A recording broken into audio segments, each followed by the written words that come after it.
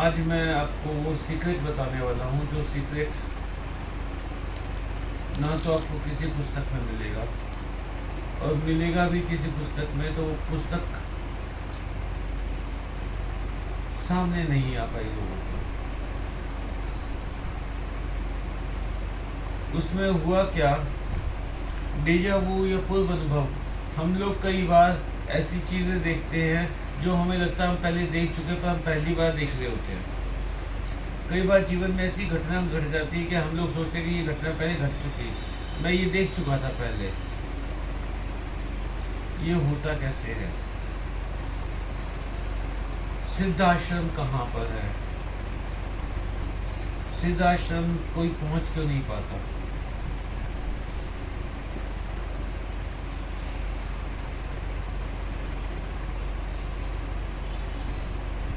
सच्चाई ये है कि दो समानांतर संसार चल रहे हैं। एक संसार यहाँ है, एक संसार वहाँ है। आप इस संसार में भी हो, आप इस संसार में भी हो। जो घटना आपके साथ इस संसार में हो रही है वो घटना उस संसार में भी हो रही है।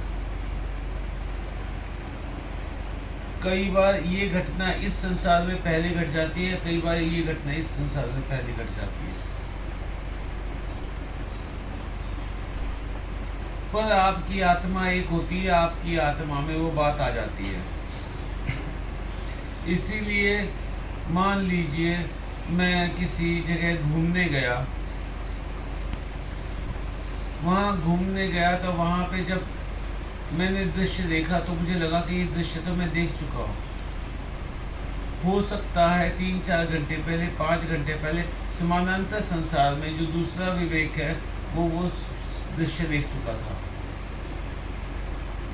मैंने ये तो सुना था कि समानांतर है, अपने पैरेलल है अलग से, लेकिन ये नहीं पता कि हम भी एक ही मतलब मैं भी मौजूद हूँ वहाँ। सब लोग हैं, एज इट इज है।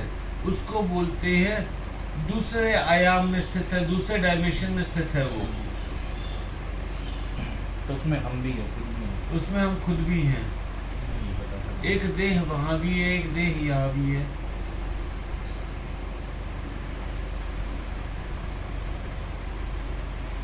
जो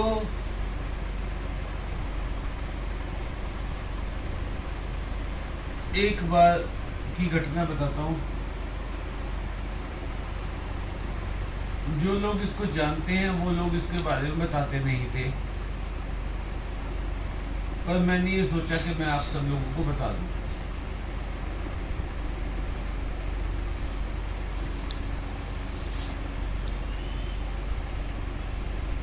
जब हम लोग किसी मंदिर में किसी स्थान पर पहुंचते हैं, पहली बार हम जाते हैं,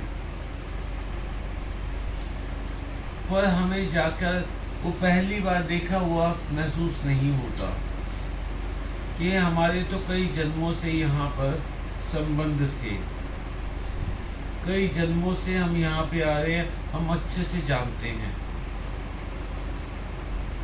ये सबके साथ घटना घटी होगी।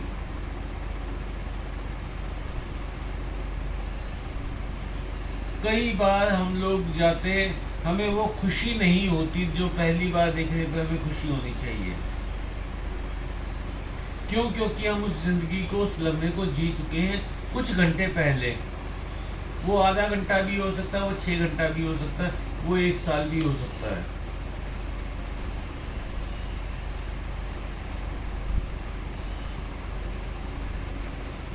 कई बार आपको पूर्व अनुभव हो जाता है, पहले आपको महसूस हो जाता है कि ये चीज होने वाली है, आपको सूझ जाती है।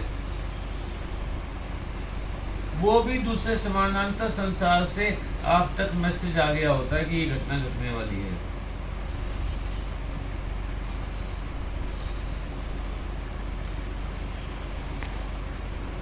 अब भगवान ने इसकी रचना क्यों की मुझे नहीं पता।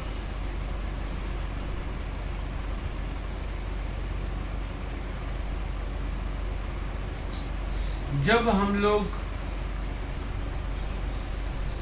पूजा पाठ करने बैठते हैं तो हमारा जो मन भटकाता है वो ये समानांतर संसार ही है।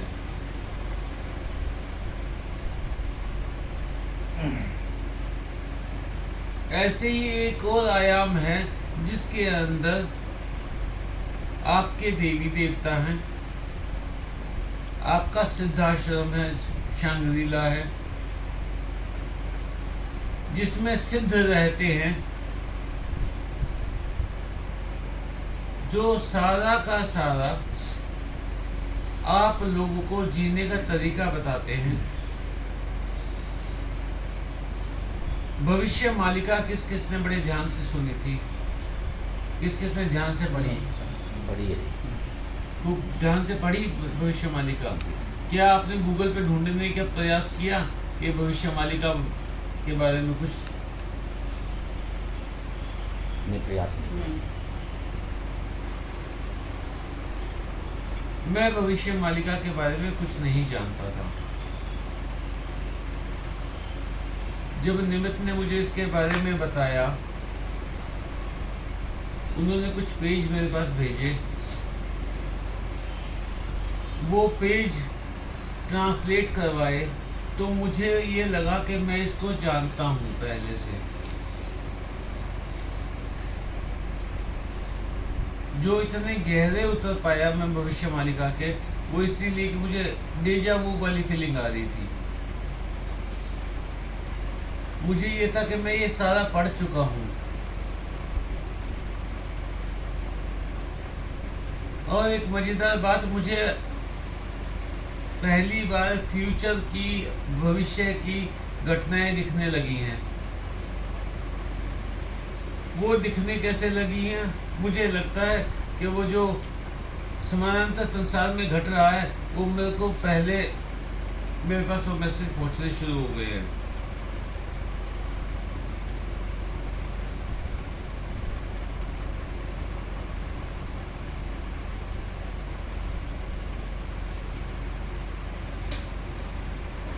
तो ये जो समानांतर संसार है, इसका हम फायदा कैसे उठा सकते हैं?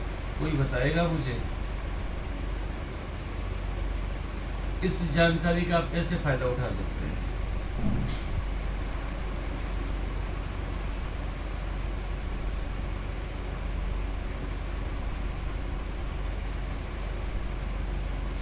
इसमें तो ऐसा भी आभास होता है कि भाई इस आदमी का एक्सीडेंट होने वाला है या कोई दुर्घटना होने वाली है, हाँ। कुछ और है, तो उसको सचेत कर दिया जाए कि आप ये काम कर लो।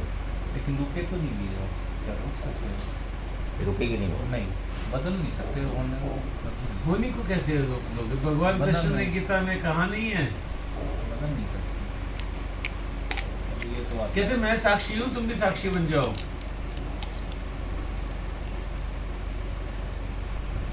हम लोग इसी उसमें तो परेशान हैं कि मैं ये चेंज कर लूंगा, इसीलिए तो रणनीतियाँ बना रहे हैं। इंटरफेरेंस कुछ नहीं हो सकती उसके अंदर, नहीं हो सकता। आने वाली घटनाओं नहीं, के कुछ बारे में। नहीं हो सकता। आप चाहे जान लो चाहे ना जान लो। फिर फायदा कैसे उठा सकते?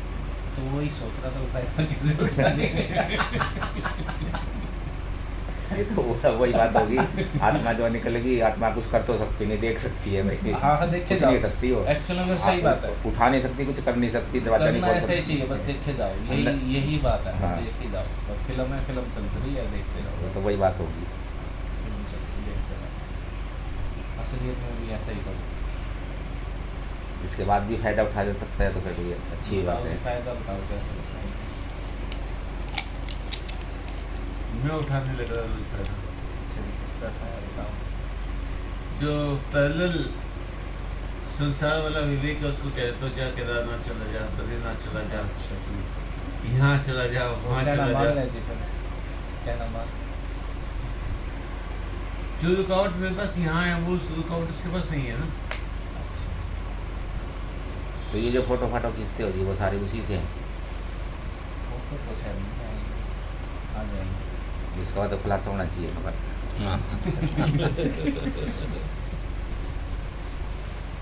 फोटो तो अब आती है जैसे। बहुत सारे तिब्बती लोग दिख रहे हैं, बहुत सारे तिब्बती लोग दिख रहे हैं। बहुत सारे चढ़ रहे हैं पता नहीं। और पहुँच गई सिद्धाश्रम। लाल पताका है कहीं। जय हो, जय हो।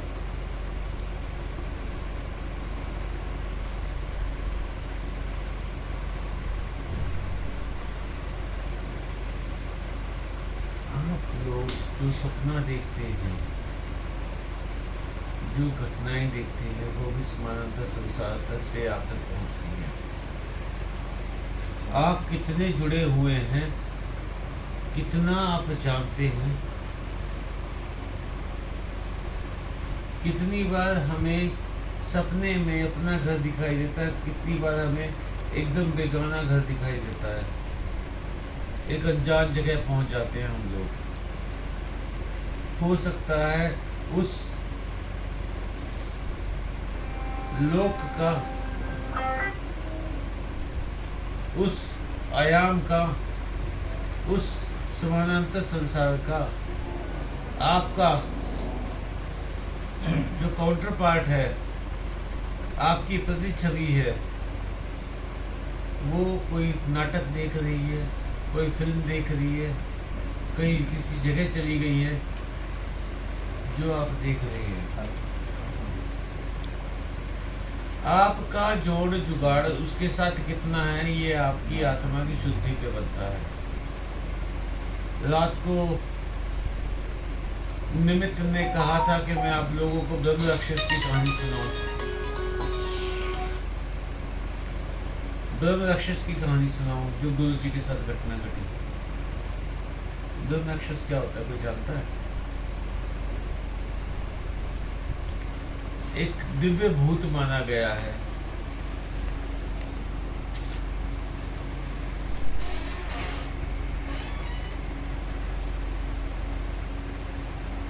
उसके पास असीमित शक्तियां होती हैं।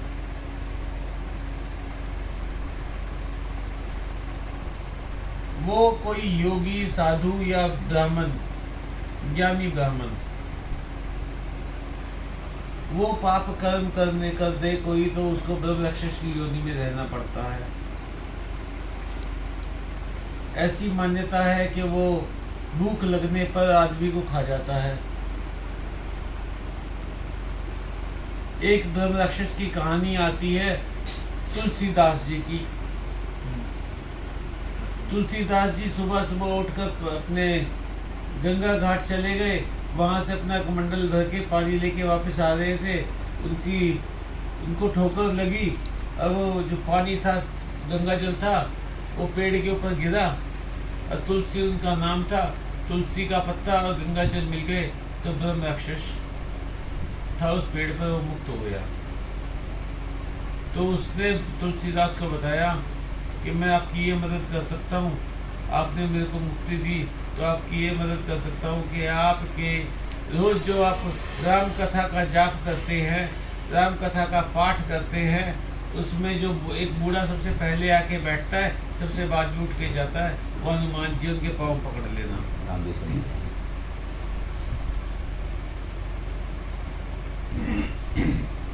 तो वो ब्रह्म राक्षस थे। एक बार बड़े गुरु महाराज स्वामी ब्रह्मानंद जी पहाड़ों में घूम रहे थे, काफ़ी ऊंचाई पे पहुंच गए थे, अराउंड 9-10 हज़ार फुट की ऊंचाई पे पहुंचे हुए थे। अचानक उन्हें एक विशाल काय मानव दिखाई दिया, मानवाकृति दिखाई दी। वो एकदम समझ गए यति है, यति है, हिम मानव है। वो उसके पीछे, वो और 2 जने उनके पीछे लग गए देखने के लिए। उसे आभास हो गया कि मेरा पीछा कुछ मानव कर रहे हैं। अचानक ही वो डिसअपियर हो गया। वो जब डिसअपियर हुआ तो ये काफ़ी ऊंचाई पे आ चुके थे, आसपास कुछ भी नहीं था। आपको पता होगा जैसे जैसे पहाड़ ऊंचाई पे जाते जाएंगे, पेड़ों की हाइट कम होती चली जाएगी, पौधों की हाइट कम होती जाएगी। ये जब वहाँ पर पहुँचे तो वहाँ छोटे छोटे झाड़ियाँ थी, खाने के लिए कुछ नहीं, पीने के लिए कुछ नहीं। अब ये लोग परेशान हो गए, बड़े दुखी हुए, बड़ी कोशिश की इन्होंने ढूंढने की, पर घूम करके वही आ जा रही है।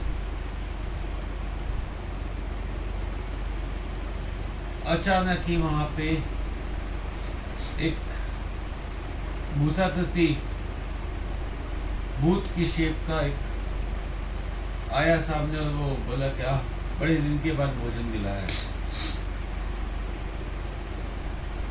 अब ये बड़े घबरा गए।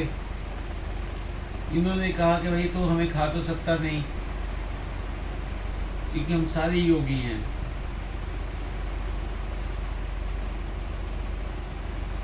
तो उन्होंने क्या किया, उसने जब देखा कि ये तो योगी हैं, वो बोला कहता कि तुम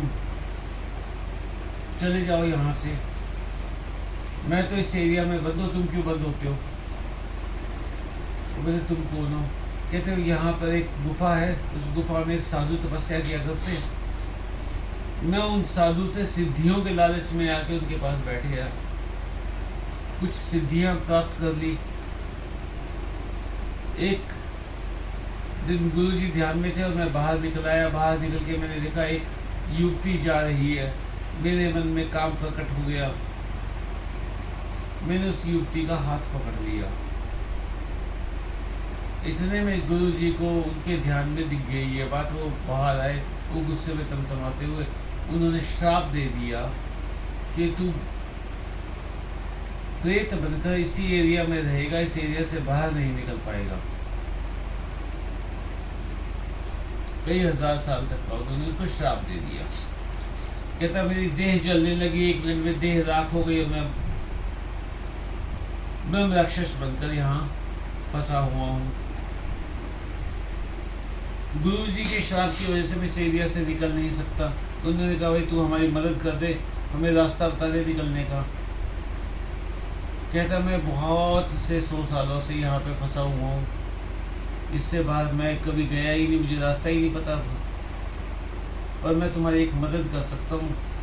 इस पहाड़ के ऊपर एक गुफा है, जिस गुफा के अंदर बहुत सारे सिद्ध रहते हैं। कहते मैं उस गुफा तक ले जाता हूँ तुम्हें। तो उसने जाके दिखाया एक इतना सा छेद। कहते प्रवेश कर जाओ इसमें। तो बोले हम क्या सांप बिच्छू है या चूहे मेंढक है जो इस बिल में घुस जाएंगे? कहते तुम अगर शुद्ध आत्मा हो तो हाथ जोड़ के से प्रणाम करो, ये अपने आप बड़ा हो जाएगा। उन्होंने हाथ जोड़कर प्रणाम किया तो दरवाजा बड़ा हो गया। वो अंदर गए तो अंदर अचानक ही उफन के बहुत सारा पानी आया, जैसे गुफा में किसी ने डैम का गेट खोल दिया और बांध का गेट खोल दिया। अब ये लोग डरे नहीं, वो पानी इन तक पहुंचा ही नहीं, गायब हो गया। फिर बहुत सारे हिंसक जीव झपटे इनके ऊपर। ये लोग आगे बढ़ते गए पर वो हिंसक जीव भी गायब हो गए। उसके बाद एकदम सारी गुफा में आग लग गई। पर ये लोग अब जैसे आग के पास पहुंचे तो आग में गर्मी नहीं थी। लपटों के बीच में से निकले तो सामने एक साधु बैठे हुए, चबूतरा बना रखा मिट्टी का, उसके ऊपर बैठे हुए। तो साधु महाराज ने कहा, कहते हैं हाँ भाई फंस गए यहाँ पे। उन्होंने कहा, कहते जी हमें रास्ता बता दो। कहते भाई तुम मेरे घर में मेहमान हो, बिना खिलाए पिलाए, सुबह से कुछ खाया पिया नहीं, भूखे प्यासे हो। तो उन्होंने 5 पत्ते उनके सामने रख दिए। 3 में तो जिसको जो जो व्यंजन ध्यान में आया वो व्यंजन थाल में था। एक थाल में फ्रूट्स थे और एक जो तुलसी का पत्ता था वो पानी का जग और गिलास बन गए। इन्होंने भरपेट खाया, तीनों ने खूब भरपेट खाया। भरपेट खाने के बाद तो उन्होंने कहा कहते कि चलो मैं तुम्हें अब भेज देता हूँ बस्ती तक। तो गुरु महाराज ने उनसे प्रार्थना की, कहते जी वो जो बाहर ब्रह्म राक्षस है उसको मुक्ति दे दो, वो बहुत सजा भोग चुका, उसे मुक्त कर दो।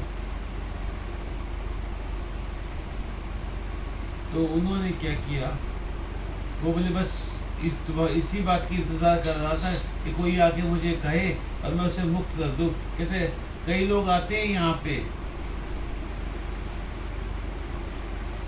वो 20-25 लोग आ चुके हैं मेरे पास पिछले 400-500 साल में,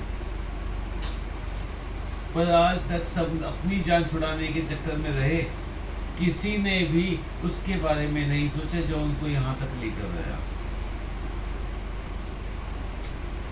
उन्होंने साधु महाराज ने, सिद्ध महाराज ने गुरु जी को आशीर्वाद दिया और अगले ही क्षण ये लोग उस पहाड़ के नीचे वाली बस्ती में थे।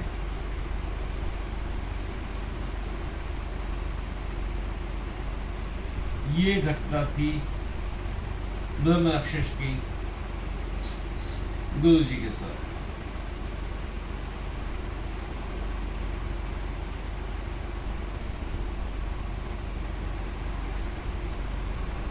आप लोग एक काम है कि अपने आप को कनेक्ट करो दूसरे आयाम के साथ। रोज मुझे 20 मिनट दो, सिर्फ 20 मिनट। जिस वक्त तुम नहा रहे हो, टॉयलेट गए हो, खाना खा रहे हो, वो 20 मिनट दो मुझे बस। अपने आप को जुड़ाव महसूस करो दूसरे आयाम में स्थित आपकी प्रति छवि के साथ। कोशिश कीजिए, बहुत मुश्किल नहीं है।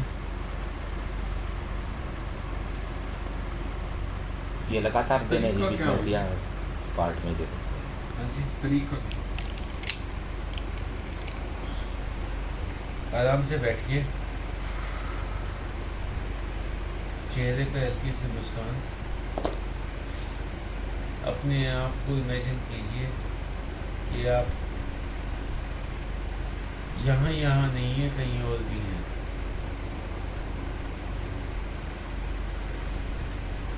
धीरे धीरे आप उनसे कनेक्ट हो जाएंगे।